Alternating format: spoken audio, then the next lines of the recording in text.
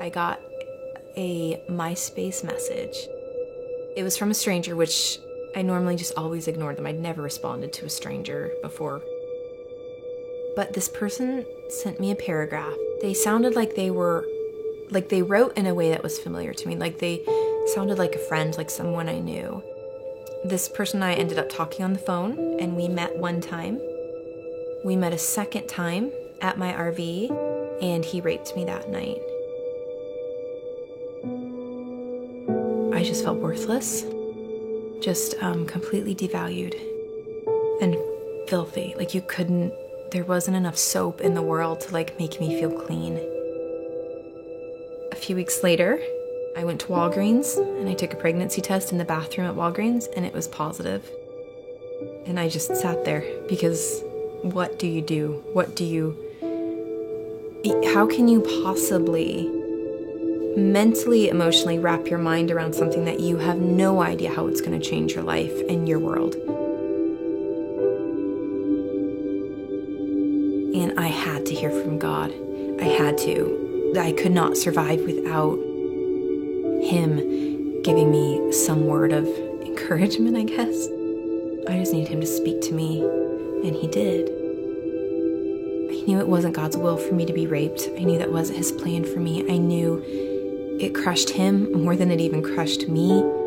But I also knew that life is never an accident, that babies aren't just accidents.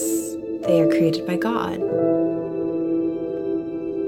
I don't regret for 1 second choosing life for my daughter.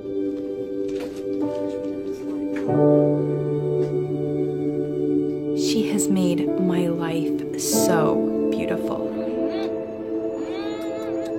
I had never felt that amount of love. I never felt that capacity of love. It is a crazy love. She just is a symbol of hope and inspiration and what God can do if you let Him. I mean, she adds so much life to our family, to any situation she's in.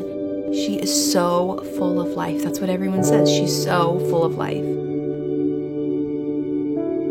The scripture, the story where Jesus is hanging on the cross and He says, "Father, forgive them, for they don't know what they're doing."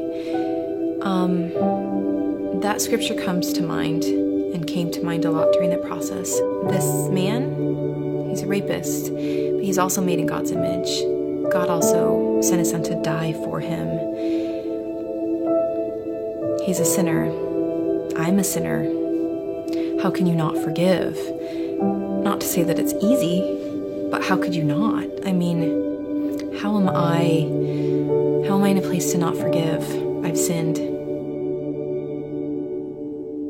In my own personal story, God was always there. Always. He's bigger and smarter than the enemy and more loving than we can even comprehend. His goodness, His fingerprints have been all over my life and my story and my journey.